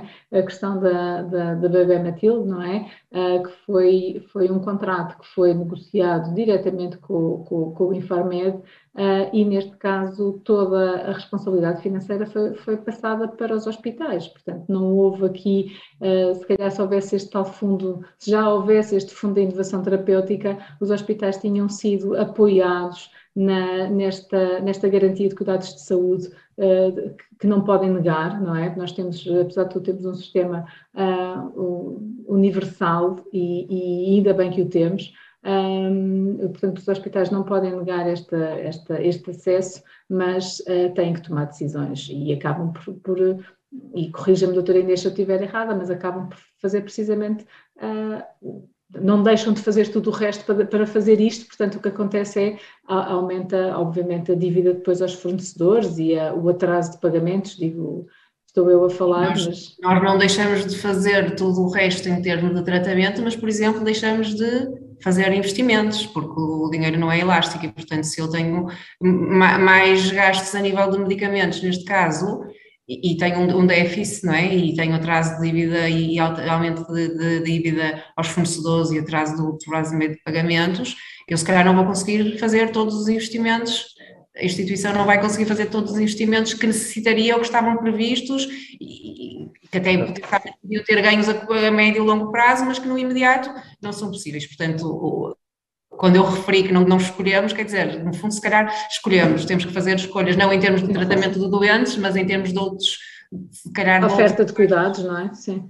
Que também são importantes para a instituição se manter a funcionar convenientemente, como sendo os investimentos, a renovação de equipamentos e essas novas tecnologias nesse nível também, não só fármacos, mas também de equipamentos. E se calhar pode ficar um bocado comprometida essa área pelo déficit que as instituições se encontram. Mas eu comecei a falar na minha intervenção anterior e dizer que tem havido efetivamente alterações a nível na tutela, a nível nacionais neste campo e sabemos que o Infarmed está atento a estas questões. Ainda esta semana foi debatido no Infarmed a questão da utilização dos dados no apoio à decisão, o que eu acho e achamos todos que é é bom que isto esteja em cima da mesa. Queria assinalar a questão da recolha dos dados. Isto é efetivamente um problema real dos hospitais, certo, doutora Inês? É um problema ou seja, no momento em que nos for requerida uma demonstração de resultados para financiamento, para pagamento de determinada terapia inovadora, isso pode ser uma limitação, não é? Ter os dados estruturados relativamente ao custo efetivo e os associados aos doentes, sim, pode ser uma limitação, não é simples termos essa informação. Deixe-me só acrescentar aqui que falou aí do Infarmed e também acho que temos que dizer isto. Nós estamos aqui a dizer que temos dificuldades em termos de equilíbrio financeiro e temos aumento de custos, nomeadamente na área dos medicamentos, mas é uma verdade que também o Infarmed fez acordos e existem os acordos da Apifarma que reembolsam entre aspas, não é? Ou, portanto, reduzem aí a nível dos custos a despesa das instituições e isso temos que, exatamente como a doutora Catarina estava a dizer, salientar isso, que já foi um ganho, uma melhoria ou uma evolução senão estaríamos muito pior. Sim, e já faz parte do Orçamento de Estado para a Saúde, portanto já está aqui contemplado esse tipo de ajustes, sem dúvida. Eu ainda tinha aqui alguns temas, estava aqui também à espera se o Dr. Leal da Costa se juntava a esta discussão, que tinha aqui também umas perguntas preparadas para o prestador, para o médico, não é? Principalmente para a questão do acesso. Doutora Inês, já agora e falando e concretizando especificamente nas CAR-T, têm tido este tipo de experiência no IPO do Porto? Têm tido doentes a trabalhar com isto requer um esforço e uma formação muito intensiva das equipas. Qual é que tem sido a experiência do IPO? Eu sei que não é médica, mas se nos puder também já agora introduzir aqui esse tema, como é que tem sido a experiência do IPO nestes últimos, penso que 2 anos, desde que estamos a trabalhar as CAR-T em Portugal, como é que tem sido a experiência? Bem, vou tentar transmitir a informação que tenho da melhor forma. Sim. Estes tratamentos têm um processo de certificação prévio, que aqui no IPO demorou cerca de 3 a 4 meses a concluir, passou pela formação e pela adaptação das infraestruturas e das estruturas do IPO para estarmos aptos a fazer estes tratamentos. Portanto, todas as equipas, todas as categorias profissionais tiveram essa formação e fomos certificados para poder fazer este tratamento. Portanto, há este também trabalho prévio para ser possível fazer os tratamentos. Temos cerca de 13, 14 doentes anuais, portanto, o IPO começou em maio de 2019, se não estou em erro,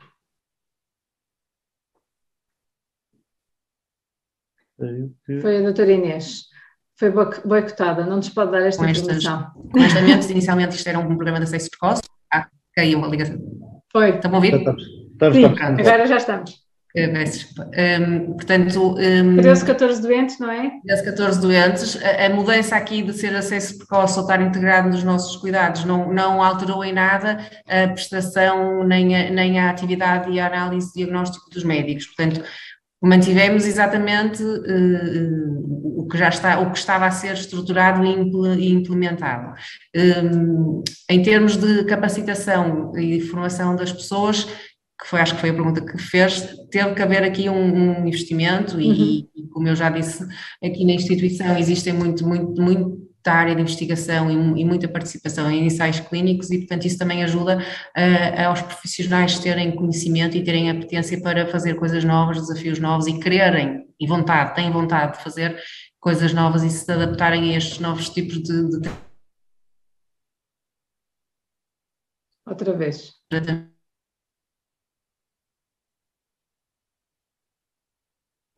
Está a ser boicotada a doutora Inês. Isto é um tema, são temas muito estratégicos aqui. Sim.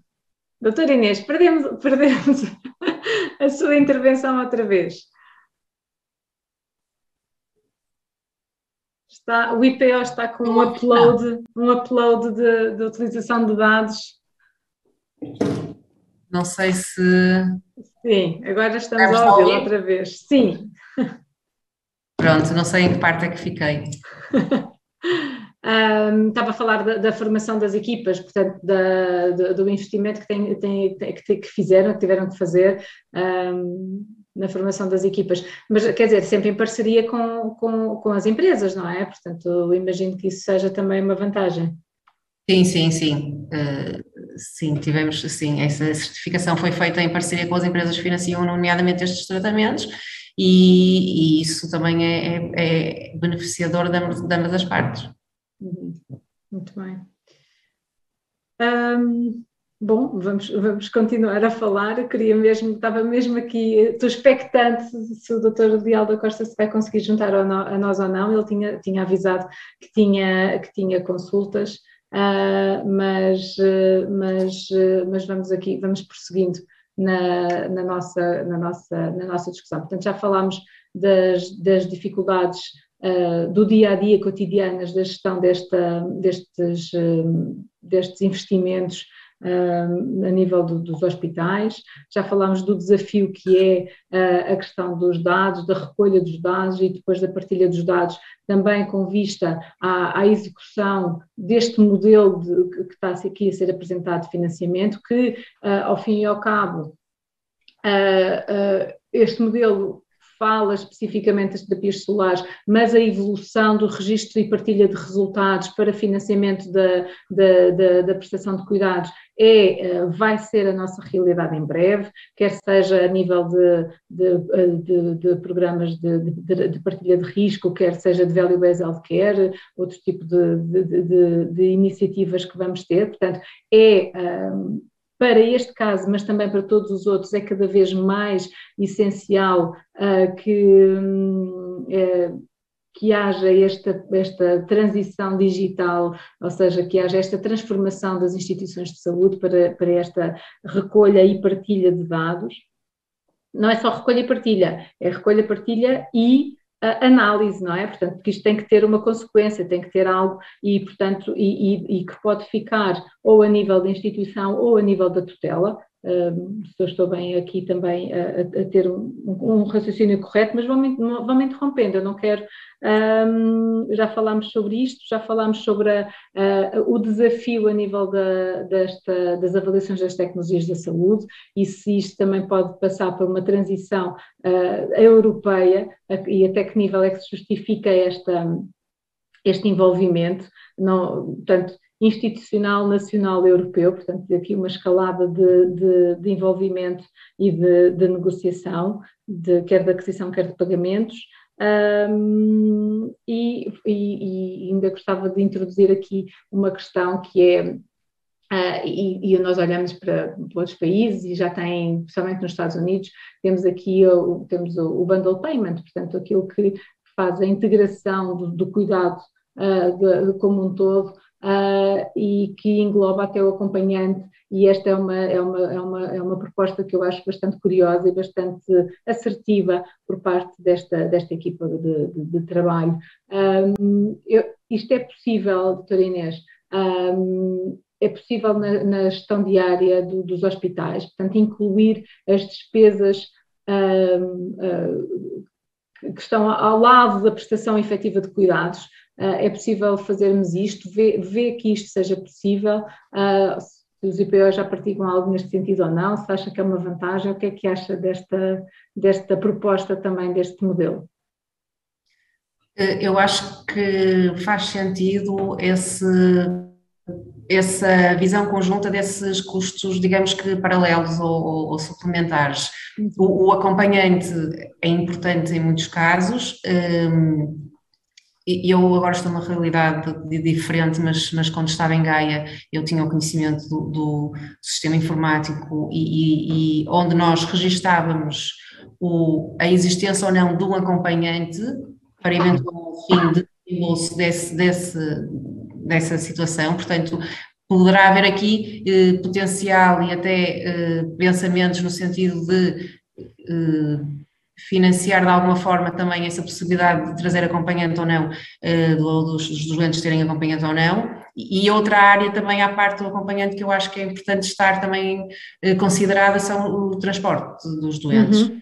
É uma área com um custo muito, muito expressivo que deve ser considerado, porque de facto, sobretudo nestes tratamentos específicos das células CAR-T, talvez não, porque isto é um tratamento único, digamos assim, não é? Claro que tem consultas e acompanhamentos, mas, por exemplo, em sessões de quimioterapia, radioterapia, esse tipo de sessões, os doentes vêm cá regularmente e o SNS assume, ou neste caso o IPO, não é? Assume os custos com esses transportes não urgentes de doentes. E, portanto, sim, fará sentido nós termos aqui esse composto, digamos assim, de custos. Isto é tudo informação que está, de algum modo, em algum sítio registada e, portanto, lá está, voltamos outra vez à interoperabilidade e à junção dos dados que estão em diferentes aplicações e em diferentes plataformas. É uma questão de nós as conseguirmos juntar.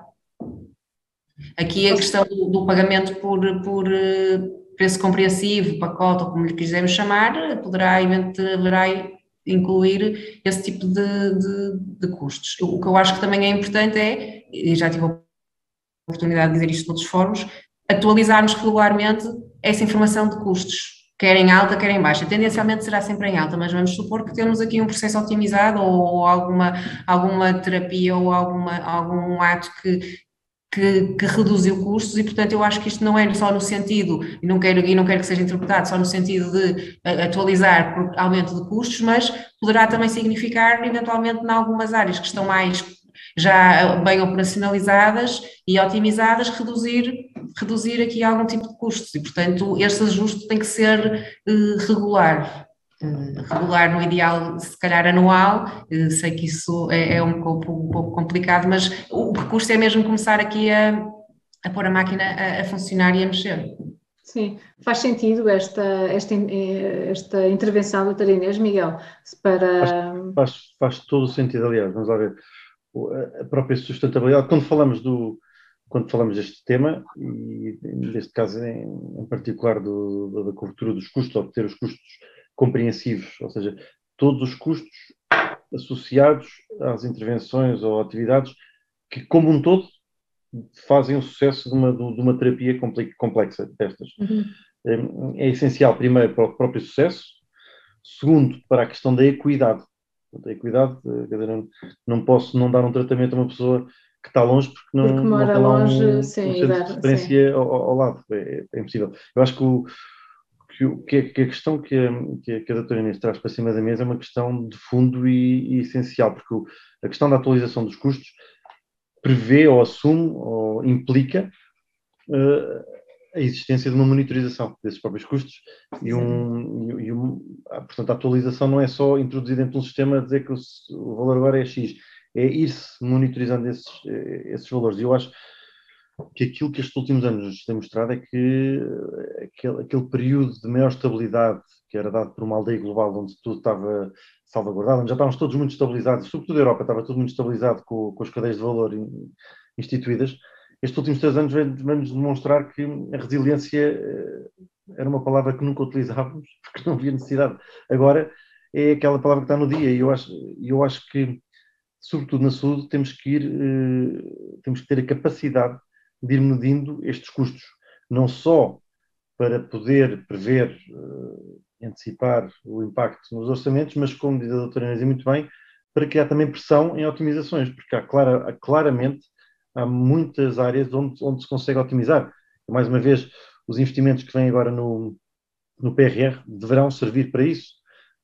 Havia um projeto da União Europeia, não sei se avançou, se já acabou, se não, mas que era exatamente para rever, em termos de eficiência operacional, todo o Sistema Nacional de Saúde. Onde é que estavam os centros de referência, onde é que estavam os hospitais, os custos de transporte e de deslocações, os custos de energia, etc. E tudo isso tem que ser monitorizado. Eu sei que há custos associados a isso, mas eu acho que tudo isso tem que ser monitorizado e o digital vai nos permitir fazer isso cada vez mais. Porque, se calhar, às vezes podemos tomar decisões com base em orçamentos erradas. Não é? Sim. Neste seguimento, se calhar, se me permitissem, ia colocar aqui uma pergunta ao Dr. Miguel, que eu acho que fiquei aqui com um pouco atrás da orelha. Referiu que no Reino Unido o reembolso é com assento em dados de clínicos. Uhum. E também informação ou evidência sobre a sustentabilidade do sistema. E para aquilo que nós estamos aqui a discutir, da otimização, eu acho que isto poderá ser aqui um ganho e uma forma de promover a melhoria a melhor utilização, não é, dos recursos. E a eficiência, se estas variáveis ou este reembolso for também com base nessa evidência de sustentabilidade do próprio sistema. Eu penso que percebi que foi isto que disse. Sim. Não é, vamos lá ver, de facto o NHS é provavelmente neste momento um dos serviços nacionais de saúde mais desenvolvidos. Houve ali um momento em que de facto houve uma reforma. Foi estratégico, sim, há 10 anos para cá foi estratégica a questão da reforma da medicina de precisão, sim. Exatamente, e portanto adiantaram-se em muitos temas, e este é um deles, porque a questão da sustentabilidade é crítica, porque na tentativa de curarmos alguns, não podemos pôr em questão o melhorar a vida de todos. Ou seja, há aqui uma dimensão essencial. Os modelos contratuais do NHS são semelhantes, são baseados em real world evidence, mas acrescenta de facto também um registro de atividade que permite perceber também em termos económicos qual o impacto que as terapias inovadoras vão ter no Sistema Nacional de Saúde. Agora, lá está, depende depois do nível de maturidade e de eficiência dos sistemas nacionais de saúde, porque é mais dados que têm que se introduzir, ou mais dados que se têm que cruzar, e se os dados estão todos dispersos, fica muito difícil conseguir fazer esta análise. E, portanto, eu acho que é um tema que não é linear, que a meu ver é complexo, mas que terá que começar a ser lidado, sobretudo cá em Portugal. Eu acho que, mais uma vez, estamos aqui, se calhar, a focar-nos muito, mas eu acredito mesmo que com o foco, com a pressão que existe de gastar, de ter este investimento de 200 milhões de euros na transição digital da saúde, um período de tempo concreto e a vontade, eu acho que este é o timing para se conseguir fazer isso. Por exemplo, ter um modelo de custeio de operações dos hospitais e dos centros de referência normalizado, standardizado, que permite exatamente ir acompanhando os impactos que este tipo de iniciativas têm. Porque os modelos de custeio ainda variam muito, ainda não há uma abordagem normalizada, centralizada de como se contabilizam custos, de como se contabilizam atividades, etc. Portanto, eu acho que são mais peças, mas eu, mais uma vez, acredito que isto tem que fazer tudo parte de uma estratégia nacional, incluída numa estratégia europeia que existe, e que tem neste momento um braço armado forte, um braço armado em termos de capacidade financeira. Mas concordo plenamente, e pode ser um bom exemplo, seguir o exemplo do NHS. Aliás, eu acho que, se calhar, uma das coisas que pode sair daqui é começarmos a criar aqui algumas sessões de partilha de experiências e irmos buscar alguns destes exemplos, porque nós já temos aqui alguns dos contactos, temos algum detalhe, poder começar a ir buscar algumas das experiências para tentar mais concretas, portanto, entrar agora num novo nível de profundidade. Sim, sem dúvida. Um dos convidados que tínhamos também estava planeado trazer-nos era precisamente um colega francês que nos viria aqui falar sobre o modelo francês de apoio à inovação. E a pergunta da doutora Inês vem muito, ou seja, os resultados não são apenas clínicos, são também de eficiência, de outros resultados de eficiência económica e financeira do próprio sistema. Ou seja, e aqui voltamos à mesma discussão, que eu acho que é importante, e quando nós temos um FIT que é financiado pelo orçamento global, não específico da saúde, mas pelo orçamento de Estado, para a inovação, para a aplicação na saúde dos portugueses, especificamente para estes casos complicados de inovação, eu acho que todos temos a responsabilidade de utilizar com eficiência esses fundos. Os hospitais já o fazem naquilo que é a sua gestão normal e têm indicadores económico-financeiros, mas a introdução de indicadores económico-financeiros para a utilização destes fundos não é usual, e eu acho que a doutora Inês apontou isso mesmo, não é usual. Normalmente utilizamos sempre indicadores de value-based healthcare, portanto a questão, os indicadores clínicos, os PROMs, etc., mas o financeiro, o económico-financeiro fica um bocadinho à parte destes modelos, não é, doutora Inês? Os resultados em saúde dos doentes, não é, são os mais importantes, é uma verdade. Mas sim, para nós garantirmos aqui, se calhar, digamos, acho que se calhar podemos chamar confiança, para termos um financiamento adequado deste tipo de tratamentos, se tivermos aqui a evidência do esforço para essa eficiência e para essa otimização de recursos, e se calhar essa confiança e essa disponibilidade para financiar um financiamento mais alargado de todas estas terapêuticas, se calhar é mais fácil a sentir, e portanto reparei que, se havendo já quem o faça, se calhar seria um caminho a explorar que poderia sustentar melhor aqui tudo o que nós estamos a falar e tudo o que é necessário planear de futuro. Sim. Doutora Inês, desculpe, eu acabei por não responder diretamente à sua pergunta, eu estava-me aqui a lembrar também para lhe dar com dados concretos, mas de facto no NHS existe dentro do NICE, o National Institute for Health and Care Excellence, não sei se poderá ser o equivalente à CSS, mas pelo menos é um órgão governamental que gere estes temas. Há uma unidade específica que eles chamam o PASLU, que é o Patient Access Schemes Liaison Unit, que faz exatamente a ligação com as farmacêuticas para se perceber qual o impacto e a viabilidade de introdução de novos tratamentos, e com base nesse estudo e nessa viabilidade é também ele que define esse primeiro preço de introdução ao mercado. Portanto, acaba por também fazer um pouco o papel do Infarmed, mas especificamente só dedicado a este tema. E agora, eu sei que já estamos quase no final, mas esse tema é um tema interessante e também foi debatido numa conversa onde a APA teve no fim de semana passado, que é a reavaliação do financiamento de acordo com os dados os real world data, não só clínicos, mas também de resultados económico-financeiros dos hospitais. E isto é algo que nós não fazemos, em Portugal nós não fazemos essa reavaliação, mas é um ponto que acaba por tocar e que acabamos por estar aqui a falar, que é importante. Portanto, haver essa...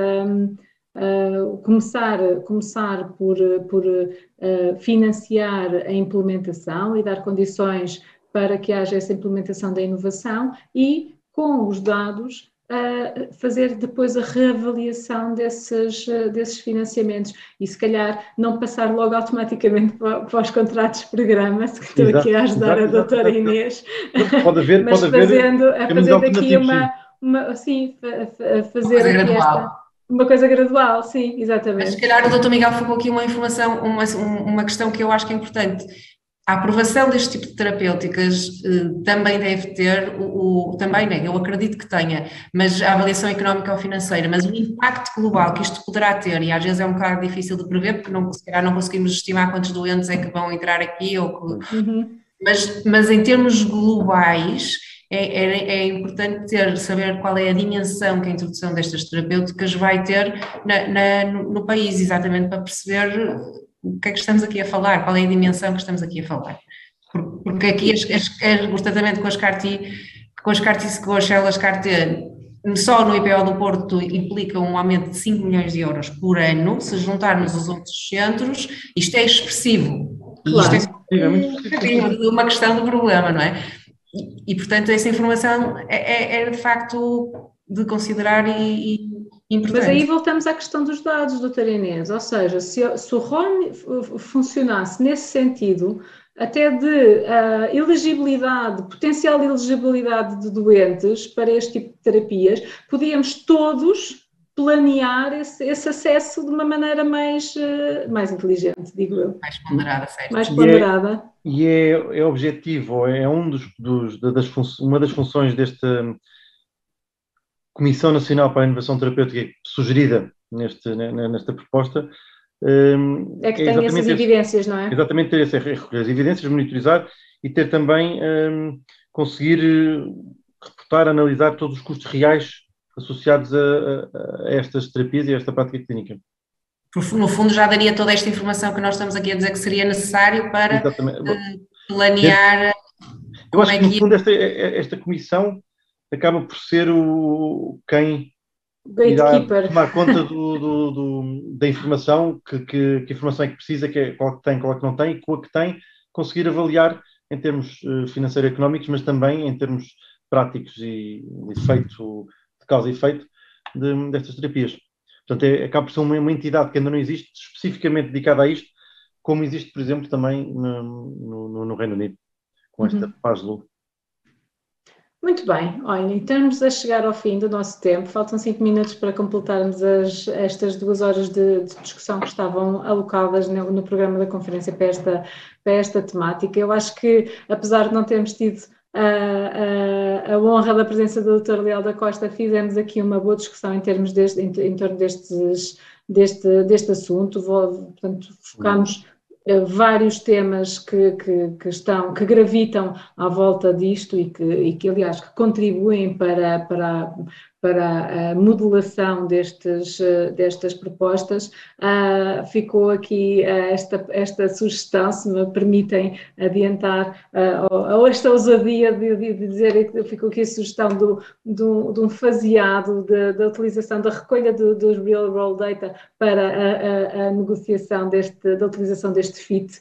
Portanto, isto se calhar seria um upgrade engraçado à proposta, mas quer dizer, a proposta já está cá fora, é de conhecimento geral e vai ser também debatida mais vezes também com a Ordem dos Médicos e noutros fóruns. Portanto, eu queria agradecer à doutora Inês a disponibilidade e a partilha de conhecimentos e da experiência que o IPO tem vivido. Sem dúvida, a nível nacional é uma referência a nível da inovação e da aposta destas novas terapias, e tem sempre uma equipa pronta para assimilar e tratar melhor os doentes, e sem dúvida este é o nosso mote de todos nós, profissionais de saúde, e ao qual eu incluo também os administradores hospitalares.